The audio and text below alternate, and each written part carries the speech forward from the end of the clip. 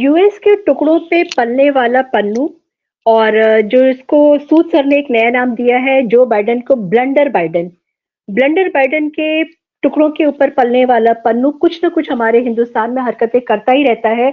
और उसने अभी कल पार्लियामेंट पे एक भी जो अटैक हुआ है उसकी भी जिम्मेदारी आई एम श्योर वो बहुत जल्दी वो भी ले लेगा कि उसकी वजह से ये हुआ है। इसके बारे में और पन्नू के बारे में और भी बहुत सारी चीजों के बारे में चर्चा करने के लिए मैंने सूद सर को इन्वाइट किया है। नमस्कार सूद सर, आपका बहुत बहुत स्वागत है। नमस्कार नमस्कार। तो सर, स्टार्टिंग हुई थी G20 के टाइम पे निज्जर को लेकर के, जब कनाडा के प्रेसिडेंट ने ट्रूडो ने आकर के मोदी से बोला था कि वो उसके ऊपर उसके बारे में बात करना चाहते हैं। उसके बाद एकदम से पन्नू हाईलाइट हो गया था। आप इसके बारे में हमको क्या बताएंगे कि पन्नू आखिर चाहता क्या है, वो क्यों हमारे हिंदुस्तान में खालिस्तानी बैनर के नीचे जो है इतना बवाल करना उसका मंशा है? देखिए, खालिस्तानी तो काम करते ही रहते हैं, शुरू से कर रहे हैं, आज से नहीं कर रहे, बहुत सालों से कर रहे हैं, 84 से पहले भी कर रहे थे। लेकिन क्या है कि जब कनाडा के प्राइम मिनिस्टर इंडिया के अंदर आए थे ट्रूडो, तो G20 के समिट में देख करके परेशान हो गए कि कैसे इंडिया की इज्जत हो रही है। और जो निज्जर है वो उनसे 3 महीने पहले मारा गया था, कनाडा में मारा, कनाडियन ने मारा, कनाडियन सॉइल के अंदर मारा गया, इंडिया का उससे क्या लेना। लेकिन उन्होंने इंडिया को टारगेट करना शुरू कर दिया और इंडिया ने उनको बड़ा अच्छा जवाब भी दे दिया। और अपनी कोई इंक्वायरी नहीं की उन्होंने, 3 महीने तक फाइल पे बैठे रहे, कुछ नहीं किया, ना उनकी पुलिस ने किया। और उसके बाद इंडिया को एक्यूज करना शुरू कर दिया कि आपने मारा। पार्लियामेंट के अंदर स्पीच दे दी, स्टेटमेंट दे दी, उनके फॉरेन मिनिस्टर ने भी स्टेटमेंट दे दी कि इसमें रॉ का हाथ है। और जो रॉ का रिप्रेजेंटेटिव था कनाडा के अंदर, उसको निकाल दिया। इंडिया ने रिटेलिएट किया बड़े स्ट्रांगली। इन्होंने जो इनके इंडिया के अंदर कनाडियन इंटेलिजेंस का आदमी था उसको यहाँ से बाहर भगा दिया, साथ में 40 और लोगों को भगा दिया। तो कहा कि उनकी जो एक्टिविटी है अनवारंटेड है, क्योंकि जब दोनों कंट्रीज के रिलेशंस होते हैं किसी के भी, तो उनके डिप्लोमेट्स और नॉन डिप्लोमेट्स बराबर के स्ट्रेंथ पे होते हैं। लेकिन यहाँ पे ज्यादा बैठे हुए थे कनाडियन, और यहाँ से बैठ करके वो खालिस्तानियों को सपोर्ट कर रहे थे। बहुत महीनों से रिपोर्ट थी, लेकिन इग्नोर की जा रही थी। उसके बाद एक किसी यूएस के ऑफिशियल की स्टेटमेंट आई कि ये 5 आई की इंफॉर्मेशन है।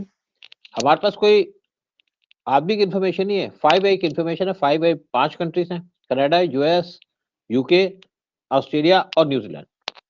और ये आपस में इंफॉर्मेशन शेयर भी करते हैं और कहते हैं कि इनकी सुनी सुनाई बात है, किसी की फोन पे बात सुन ली होगी, किसी पे कुछ होगा, क्योंकि लोग कई बार लूज टॉक भी करते रहते हैं। और उसके ऊपर इंडिया को टारगेट करना शुरू कर दिया, जबकि टारगेट करने का कोई पर्पस नहीं था। कनाडा क्वाड ज्वाइन करना चाहता था, इंडिया उसको अवॉइड कर रहा था बहुत देर से। और उसके बाद यूएस की तरफ से थोड़ी बहुत सपोर्ट मिली उसको, किसी और कंट्री ने उसको सपोर्ट नहीं किया। उसके बाद आपका जो पन्नू है ये हाईलाइट हो गए, और कनाडा के अंदर बैठ करके इन्होंने एक स्टेटमेंट दे दी कि नवंबर 19 को ये एयर इंडिया का प्लेन को उड़ा देंगे। उस पे ना तो कनाडा ने कोई रोल प्ले किया, ना यूएस ने। और जो पन्नू है वो कनाडा का सिटीजन भी है और यूएस का भी, ड्यूअल सिटीजनशिप है उसके पास।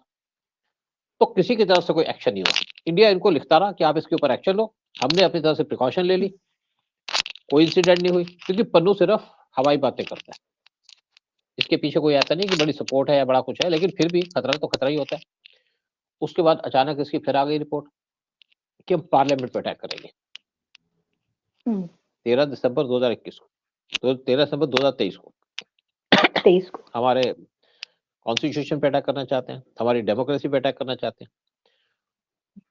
तो यूएस की तरफ से statement I in the mean time, इससे पहले, कि पन्नू को मारने की साजिश है।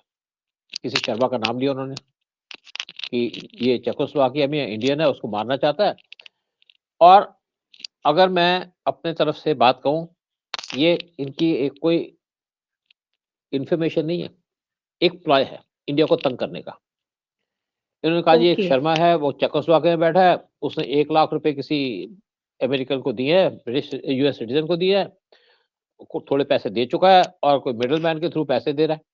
भाई आप सारी डिटेल हमसे शेयर करो अगर आपको चाहिए। आप इंडिया को टारगेट कर रहे हैं, और क्यों टारगेट कर रहे हैं? क्योंकि इंडिया से परेशान है। परेशान इसलिए कि इंडिया एक इंडिपेंडेंट फॉरेन पॉलिसी अडॉप्ट कर रहा है, वर्ल्ड में अपनी पोजीशन बना रहा है। इससे जो बाइडेन के और उसके एडवाइजर को कुछ दिक्कत हो रही है। यूएस नीचे जा रहा है, यूएस डूब रहा है, और इसीलिए इन्होंने पन्नू का इशू उठा करके इंडिया को टारगेट करना शुरू कर दिया। वो तो चांस की बात है कि 13 जनवरी को एक छोटा मोटा इंसिडेंट हो गई पार्लियामेंट के अंदर, लेकिन यूएस का पर्पस है इंडिया को अटैक करना, इंडिया को कमजोर करना।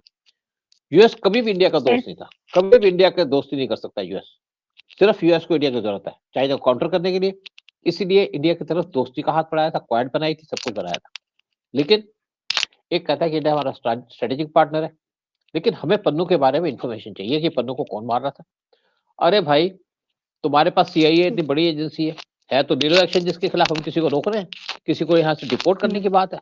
आप चेकोस्लोवाकिया से पकड़ो किसी को, जिसको आप नाम ले रहे हो, उसको अपनी कंट्री में लाओ, उसके ऊपर केस चलाओ, हमें क्या दिक्कत है? हमें कोई दिक्कत नहीं है। लेकिन दिक्कत अमेरिका को है, वो इंडिया को कमजोर करना चाहता है, और हम इस टाइम पे थोड़े से वीक विकेट पे हैं, इसलिए क्योंकि हमारे यहाँ पे इलेक्शन होने वाले हैं और हम कोई पंगा नहीं लेना चाहते, क्योंकि एक तरफ तो पाकिस्तान को डिस्टर्ब करेगा, एक तरफ चाइना करेगा, और एक तरफ यूएस आ गया, जो बाइडेन। और ये पन्नू का इशू इन्होंने उठा दिया। फेक रिपोर्ट है इनके पास। एक इनके सीआईए के चीफ वो इंडिया के अंदर आ गए पन्नू के बारे में बात करने हमारे एनएसए से। उसके बाद इनके एफबीआई के चीफ वो आ गए, उन्होंने सीबीआई के चीफ जो एक मिस्टर सूद है उनसे बात की, और एनआईए के चीफ उनसे बात की। तो इन्होंने कहा जी आपके हम तो कर ही रहे हैं जो कुछ आपने इन्फॉर्मेशन दी है, लेकिन आप क्या कर रहे हो? आपके तो कॉन्सुलेट है, जो इंडियन कॉन्सुलेट है, वहां पे अटैक किए जा रहे हैं खालिस्तान के द्वारा, हमने आपको नाम भी भेजे, आप उसकी भी इंक्वायरी करो ना। उसकी इंक्वायरी नहीं कर रहे, क्योंकि अगर हमारे कॉन्सुलेट पे अटैक होता है कनाडा और यूएस के अंदर, तो उनकी कंट्री की रिस्पॉन्सिबिलिटी है, और ये अपना इशू उठा के बैठे हैं। और इंडिया से क्यों नाराज है? इसलिए नाराज है कि इंडिया रशिया को सपोर्ट कर रहा है, रशिया यूक्रेन वॉर के अंदर उनका उनसे तेल खरीद करके, और बहुत सी चीजें हम रशिया के साथ कर रहे हैं। अभी भी हम यहाँ पे SU-35 प्लेन वो बनाने की बात कर रहे हैं, जो रशिया को मिसाइल चाहिए वो इंडिया के अंदर बनाएगा, ताकि वो उसके ऊपर सैंक्शन लगी है तो वो सैंक्शन का असर ना हो। तो यूएस इसलिए इंडिया को टारगेट कर रहा है। यूएस को इंडिया से जलन है। यूएस अभी 75 का नहीं, 71 का वार देखो, यूएस 71 का वार नहीं भूला, जब उसको इंदिरा गांधी ने पटकनी दी थी, बड़ी भारी पटकनी दी थी उसको। और इसीलिए यूएस जो शेख हसीना है उससे भी खुंदक खाता है, क्योंकि शेख हसीना का जो फादर था शेख मुजीबुर रहमान, वो 71 वार का हीरो था, और वो जाके के बांग्लादेश का प्रेसिडेंट बना था यूएस की मर्जी के बगैर। तो बहुत सी बातें हैं, लेकिन जो भी यूएस कर रहा है वो एक रिलेशन खराब कर रहा है इंडिया से। एक तरफ इंडिया से मदद चाहता है, एक इंडिया को टारगेट करता है, और ये चाहता है कि मोदी जब पावर में आए 2024 में तो कम पावर से आए या ना भी आए, उसको चाहिए पपट गवर्नमेंट, और मोदी पपट नहीं है। एग्जैक्टली क्योंकि हिंदुस्तान की गवर्नमेंट अगर वीक होगी तो उनको स्ट्रेंथ मिलेगी, जहां से उनकी अपनी जो इसको कहते हैं गद्दी उनकी हिल गई है, यूएस की इस समय हिली हुई है, और वो बहुत वीक प्लेटफॉर्म पे खड़े हुए हैं, क्योंकि ब्लंडर्स इतने सारे उन्होंने कर दिए हैं कि अब उनको वापस रिवाइव करना, वापस अपने एक जगह बनाने के लिए उनको दे वांट कि मोदी गवर्नमेंट या तो आए नहीं, और अगर आए तो बहुत कम मार्जिन से जीत करके आए, जिससे कि वो एक कमजोर गवर्नमेंट बन के रहे। तो आई थिंक उससे इनका पर्पस ही सॉल्व हो जाएगा। देखो बात होती क्या है कि अगर यहाँ पे कोलिशन गवर्नमेंट बनेगी तो कोलिशन पार्टनर को किसी को पकड़ लेंगे, पैसे खिलाएंगे, आप ये काम करो, आप हमारे साथ मोदी के साथ मिलकर के हमको यहाँ सपोर्ट करो। अब मोदी की पॉलिसी क्या है, इंदिरा गांधी की पॉलिसी क्या है?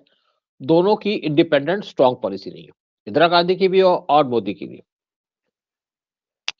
वो किसी के सामने झुकते नहीं है। जैसे मोदी ने कहा था कि मैं किसी को छोटे को डराऊंगा नहीं और बड़े से डरूंगा नहीं, इसलिए यूएस परेशान है, इसलिए जो बाइडेन परेशान है। अब इनकी देखो जनता, एक और बात है, इस आदमी की उम्र कितनी हो गई, बूढ़ा हो चुका है, हो रहा है, कभी कहीं ठोकर खा के गिर जाता है, कहीं कुछ हो जाता है, लेकिन इसको दोबारा प्रेसिडेंट बनना है बुढ़ापे तक, जब तक ये इसकी कब्र में नहीं जाएगा, इसको प्रेसिडेंट बनना है यूएस का। यूएस का भट्ठा बिठा दे। तो एक लालची वहां है, एक लालची यहाँ भी है।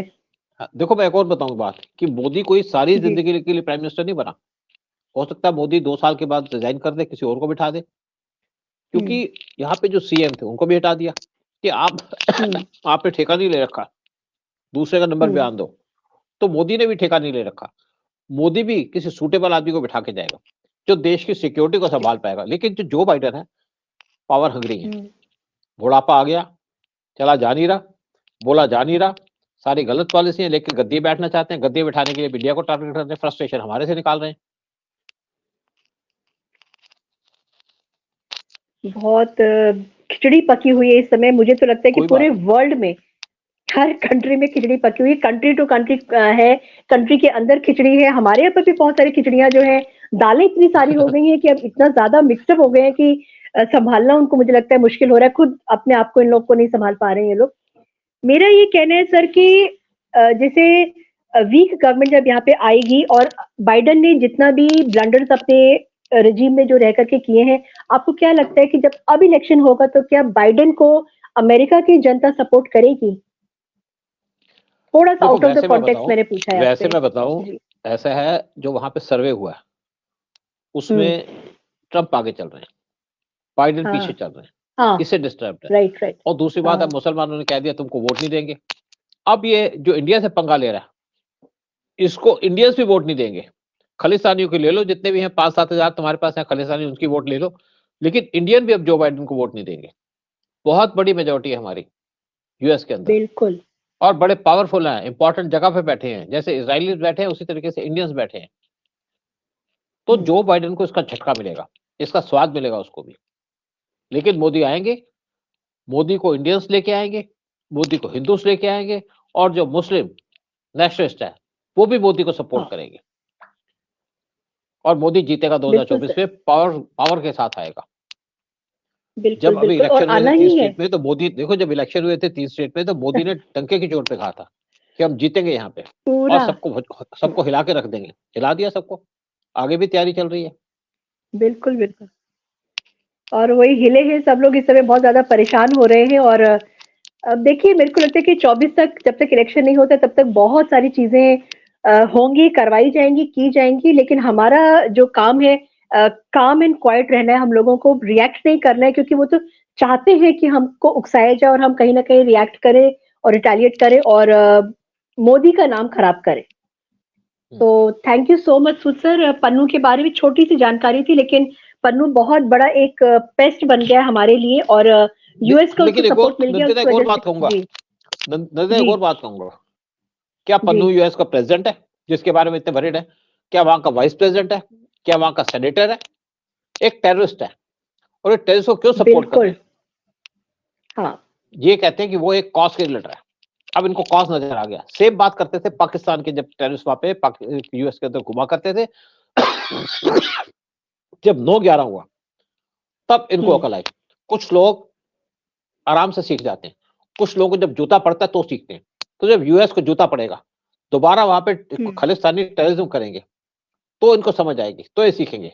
आम तरीके से नहीं सीखते, ये कोई समझदार लोग नहीं है, ये बेसिकली इंडिया हेटर्स हैं और वर्ल्ड हेटर्स हैं। जो यूएस के लोग हैं या यूएस की जो गवर्नमेंट्स हैं, इन्होंने हमेशा वर्ल्ड के अंदर डिस्टर्बेंस की है। चलो ठीक है, जैसा भी है वही है सर। ये जो पावर हंग्री जो लोग हैं ना, वो लोग अपने लिए चाहे देश खत्म हो जाए, कुछ भी हो जाए, उनको पावर में आना है। तो ये बहुत छोटी सी मायोपिक सोच है इन लोगों की, और देश बर्बाद हो जाते हैं ऐसे करके। चलिए देखते हैं क्या होता है। थैंक यू सो मच सुध सर, पन्नू के बारे में, यूएस के बारे में और इन सब चीजों के बारे में जानकारी देने के लिए। थैंक यू सो मच, आपका बहुत बहुत धन्यवाद। जय हिंद, जय भारत।